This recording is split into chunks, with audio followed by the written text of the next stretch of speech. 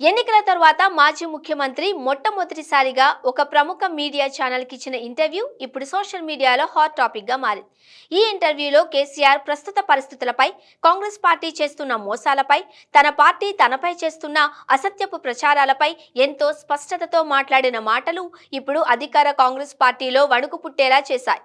అలాగే ఆంధ్రప్రదేశ్లో త్వరలో జరగబోయే ఎన్నికలలో ఎవరు గెలుస్తారు అని అడిగిన ప్రశ్నకు కేసీఆర్ చెప్పిన సమాధానం ఇప్పుడు వైరల్గా మారింది.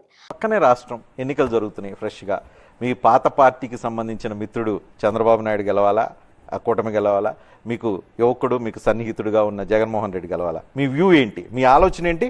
అక్కడ ఏం జరిగిద్ది అనుకుంటున్నారు? వాస్తవంగా అక్కడ ఏం జరిగినా మాకు అంత పట్టింపు లేదండి. ఎవరు అదృష్టం బాగుంటే వాళ్ళు గెలుస్తారు.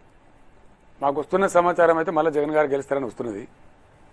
ఆంధ్రప్రదేశ్లో జరగబోయే ఎన్నికలలో ఎవరు గెలిచినా మాకు పట్టింపు ఏమీ లేదని, కానీ మా దగ్గర ఉన్న సమాచారం ప్రకారం సీఎం జగన్ మళ్లీ గెలుస్తారని చెబుతున్నారని కేసీఆర్ ఈ సందర్భంగా మాట్లాడారు. మీ విషయం ఏంటి? జనరల్ తెలుస్తున్నటువంటిది అది. మీ విష్ ఎవరు గెలిచినా మాకేం బాధ లేదండి. విష్ జనరల్ జగన్ మీకు సమాచారం ఉంది జగన్ గెలుస్తాడని, కానీ జగన్ గెలిస్తే బెటర్ అంటారా తెలంగాణ పాయింట్ ఆఫ్ వ్యూలో, ఆంధ్ర పాయింట్ ఆఫ్ వ్యూలో? ఈ సందర్భంలో ఒక రాజకీయ నాయకుడిగా నేను చెప్పడము, ఎవరో ఒకరికి వత్తాసు పలకడం కరెక్ట్ కాదు. వాళ్ళ రాష్ట్రం వాళ్ళ రాజకీయాలు వాళ్ళు చేసుకుంటున్నారు.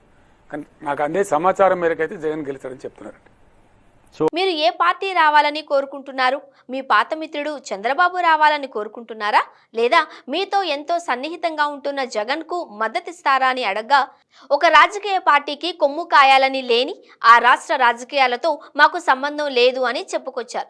మరి ఆంధ్రాలో కూడా బీఆర్ఎస్ పార్టీని విస్తరించారు కదా, పోటీ చేయట్లేదా అని అడగ్గా, ప్రస్తుతానికి ఆ రాష్ట్రంపై దృష్టి సారించలేదని ఈ సందర్భంగా చెప్పుకొచ్చారు. ప్రస్తుతం ఏ టాప్ సర్వే చూసినా సీఎం జగనే మళ్లీ అధికారాన్ని స్థాపించబోతున్నారని చెబుతున్నాయి.